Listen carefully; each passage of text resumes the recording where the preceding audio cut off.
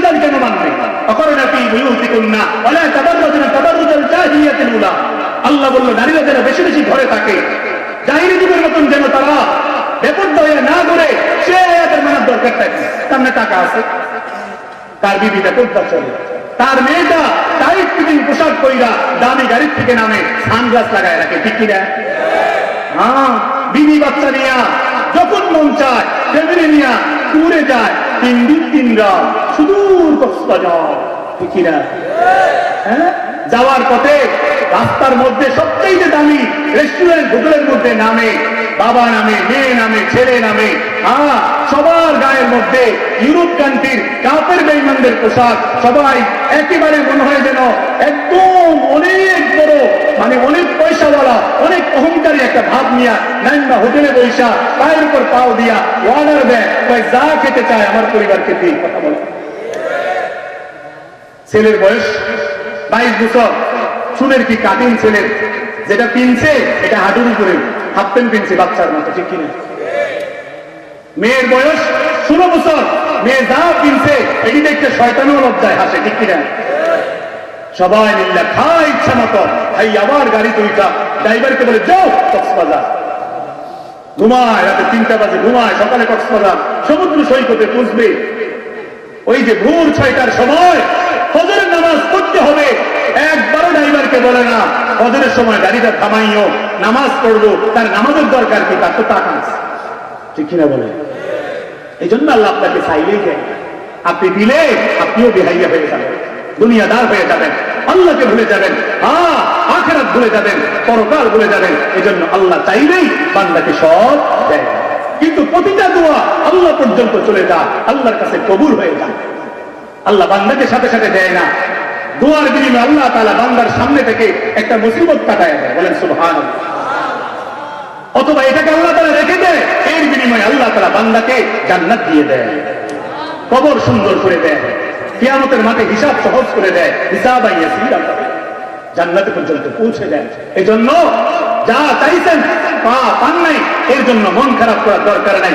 আপনার সুন্দর একটা বাড়ি হয় নাই, কিন্তু এটা দোয়াটা কবুল হইল না, আপনি আবার দোয়া করছেন, ছেলেটাকে মাদ্রাসায় পাঠাইছিলেন, নামাজি মানুষ, আপনি দোয়া করছেন আল্লাহ আমার ছেলেকে আপনি হাফেজে কোরআন বানাইন, ছেলেটা হাফেজ হয়ে যায়, ওইটা তো কবুল হয়, কি বলেন?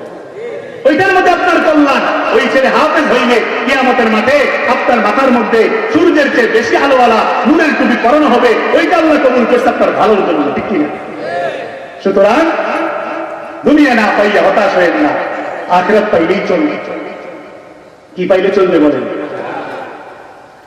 এজন্য আমার ভাই সব সময় তাওয়াক্কুল করবেন আল্লাহর উপরে। জীবনে হাজারো বিপদ আসবে, মুসিবত আসবে, মন খারাপ করা যাবে না। হাজার রকমের মুসিবত আসলেও টেনশন করবেন না আমার ভাই, দিল দিয়ে শুনেন, আল্লাহর উপর তাওয়াক্কুল করলে লাভ আছে, কখনো মন খারাপ হয় না। এক আল্লাহওয়ালা বুজুর্গ ব্যক্তিকে ওনার শাগরেদরা প্রশ্ন করছে যে হুজুর, কখনোই যে আপনার মন খারাপ হয় না, এদিকে কিতা মানে এমন প্রধান বক্তা আইতেছে নাকি? আমিও চাই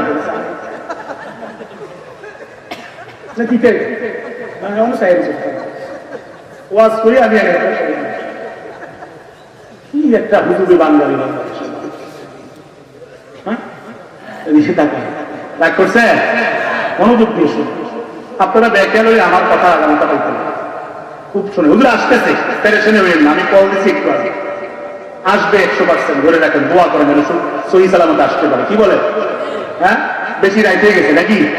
হ্যাঁ, বান্ধবী যদি বলে বিকাল 5টায় দেখা হবে, হ্যাঁ দুপুর 2টায় খাড়ায় থাকে, কথা বলেন, হুজুরের মহব্বত করেন, হুজুরের জন্য 10 মিনিট 20 মিনিট 1 ঘন্টা বসে থাকা যাবে না?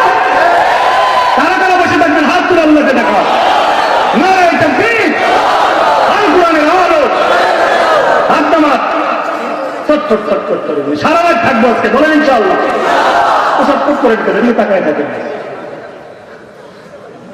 আমার ভাইয়েরা, এদিকে তাকান। আল্লাহর উপর তাওয়াক্কুল করলে আপনি দুনিয়াও পাবেন, আখিরাতও পাবেন। আল্লাহর উপর তাওয়াক্কুল করলে কোনো বিপদেও আপনাকে ভয় হবে না, আপনার ভয় লাগবে না। আল্লাহর হাবিব সাল্লাল্লাহু আলাইহি ওয়াসাল্লাম যেদিন মক্কা থেকে মদিনার দিকে হিজরত করতেছে, গাড়ে হেরার মধ্যে ঢুকছে, মক্কার কাফেররা 100 উট পুরস্কার ঘোষণা করছে। আল্লাহ রাসূল আল্লাহ আবু বকরকে সাথে নিয়ে হেরা গুহার মধ্যে বসা আল্লাহর জিকির করতেছে। কাফেরদের একটা দল পায়ের চিহ্ন দেখে হেরা গুহা পর্যন্ত চলে আসছে। আল্লাহ আবু বকর চিন্তিত হয়ে পড়লেন, টেনশন করা শুরু করলেন। আল্লাহ রাসূল মুস্কি হাসি দিয়া বললেন, ও আবু বকর, পেরেশান হইও না, টেনশন করিও না, লা তাহজান ইন্নাল্লাহা মা'ানা, চিন্তিত হওয়ার দরকার নাই, নিশ্চয় আল্লাহ তাআলা আমাদের সাথে আছে। সুবহানাল্লাহ। ঠিকই আল্লাহ রাব্বুল আলামিন আল্লাহ রাসূলকে পাহারা দিয়ে রাখলেন। এত কাছে এসেও কাফেররা ওনাকে দেখে নাই, তাদেরকে ধরতে পারে নাই। কবুতরে ডিম পারছে, মাকড়সা জাল লাগায় দিছে, মনে হয় যেন এখানে কেউ না। সুবহানাল্লাহ। আল্লাহর হাবিব 3 দিন সেখানে থাকার পরে মদিনার দিকে আবার রওনা দিছে। কিন্তু এরপরে সুরাকা ইবনে নাওফল নামক একজন শক্তিশালী সাহসী পালোয়ান ঘোড়ার মধ্যে চড়ে অস্ত্র নিয়া, খোলা তলোয়ার হাতে নিয়া আল্লাহ রাসূলকে ধরার জন্য 100 উটের লোভে পিছনে পিছনে যাইতেছে। আবু বকর আবার চিন্তিত হয়ে গেল। যখন ঘোড়া কাছাকাছি আসলো, রাসূল বললেন, মন খারাপ করার দরকার নাই আবু বকর, আল্লাহ তাআলা আমাদের সাথে আছে, আল্লাহ আমাদেরকে হেফাজত করবে। ঠিকই আমার ভাইয়েরা, রাসূল আমার আল্লাহর উপর তাওয়াক্কুল করার কারণে সুরাকা ইবনে নাওফল যখন আল্লাহ রাসূলকে ধরে ফেলবে, ঠিক সেই মুহূর্তে জমিন ভাগ হয়ে গেছে। সুরাকা ইবনে নাওফলের ঘোড়া সহ এবং সেই লোকটা সহ মাটির নিচে আটকে গেছে। সেখান থেকে ধোঁয়া বের হওয়া শুরু হয়ে গেছে। আল্লাহ রাসূল দাঁড়িয়ে গেলেন। আবু বকর রাদিয়াল্লাহু তাআলা আনহু বললেন, ইয়া রাসূলুল্লাহ, আপনি দাঁড়ালেন কেন?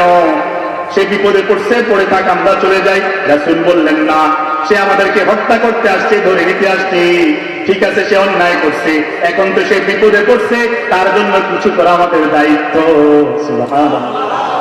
আমার নবী মানবতার নবী, আমার নবী দয়ার নবী, ঠিক কিনা বলেন? আল্লাহ রাসূল সুরাকার সামনে গেল, বলল, কি হলো, কি জন্য এরকম করলা, কেন আসলা? বলল, মুহাম্মদ, ভুল হয়ে গেছে, মাফ করে দাও। 100 উটের লোভে তোমাকে ধরার জন্য তোমার পিছনে পিছনে আসছি, তুমি একটু ক্ষমা করে দাও, দোয়া করে দাও যেন আমি এই বিপদ থেকে বাঁচতে পারি। রাসূল আমার দোয়া করে দিলেন। সুরাকার ঘোড়া সেখান থেকে বের হয়ে গেল। সেই তওবা করলো, বলল, জীবনে আর আপনার পিছনে লাগবো না। মক্কায় গিয়ে সবসময় সুরাকা এবার আল্লাহ রাসূলের প্রশংসা করে।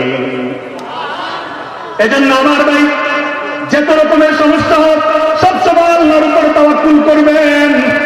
নবী ইব্রাহিম 100 বছর পর্যন্ত সন্তান পায় নাই, 100 বছর আল্লাহর কাছে দোয়া করছেন, 100 বছর আল্লাহর কাছে চাইছেন। আমরা তো 5 বছর না হইতেই ভণ্ড বাবার কাছে গিয়া আমরা মাথাটা ফালাইয়া সেজদা দিয়া ঈমান হারা হয়ে যাই, ঠিক কিনা বলে? ইব্রাহিম নবী কোন বন্ডের কাছে যায় নাই, সব সময় আল্লাহর কাছে দোয়া করত।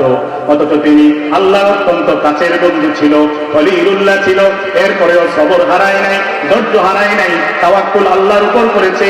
সব সময় দোয়া করতেন, রব্বি হাবলি মিনাস সালিহিন, রব্বি হাবলি মিনাস সালিহিন, আয় রব্বে করিম, মাওলা আমাকে একটা নেককার সন্তান দেন না।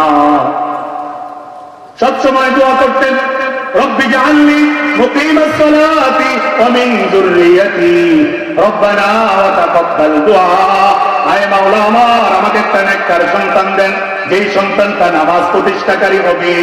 শুধু সন্তান চাইতেন না, নামাজ কায়েম করবে, এমন সন্তান চাইতেন। বলেন সুবহানাল্লাহ।